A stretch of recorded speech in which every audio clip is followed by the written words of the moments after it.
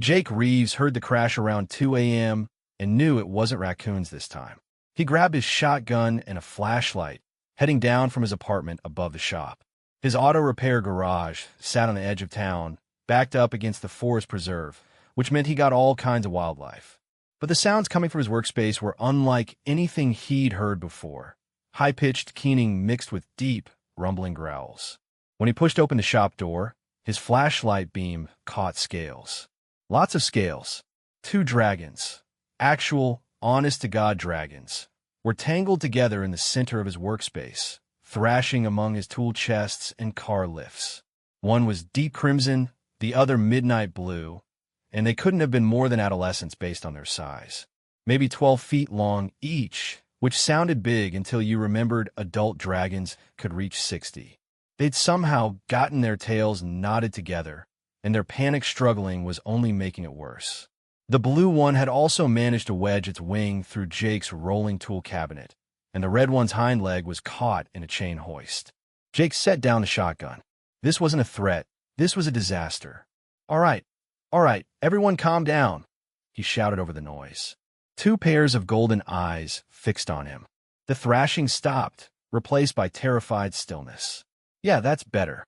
Jake approached slowly, hands visible. "Now, I'm going to help you out, but you got to trust me. And please don't set my shop on fire. Insurance doesn't cover acts of dragon." The red one made a sound somewhere between a whimper and a growl. The blue one tried to curl protectively around its companion, which only tightened the tail knot. Jake spent the next 3 hours working. First, he used bolt cutters to free the chain hoist, talking the whole time in the same calm voice he used with spooked horses. Then came the delicate work of untangling their tails, scaled and muscled and capable of crushing him. But he'd worked with rope and cable his whole life. A knot was a knot. "You two been flying where you shouldn't?" he asked, working his fingers between the twisted tails. "Racing, maybe? Showing off?" The blue dragon made a low, guilty rumble.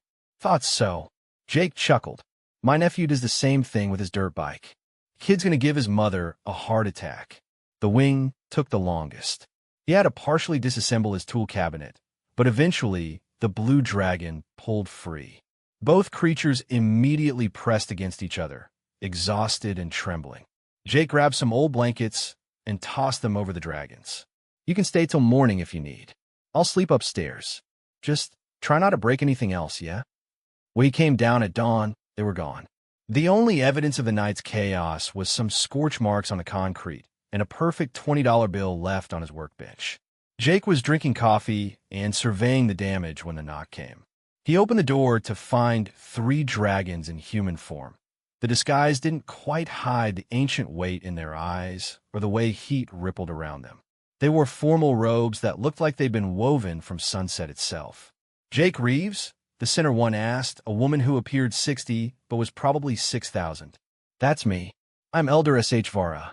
These are Elders Tormac and VES Thill. We have come about last night's incident." Jake's stomach dropped. "Look, I didn't hurt them.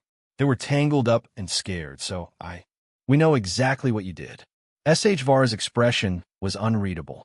"Those are my grandson and his clutchmate. They disobeyed territory laws to race through human lands. Kids make mistakes." Indeed, the elder's eyes gleamed. "But humans do not typically show mercy to trespassing predators. You could have killed them. Instead, you freed them, sheltered them, and asked nothing in return."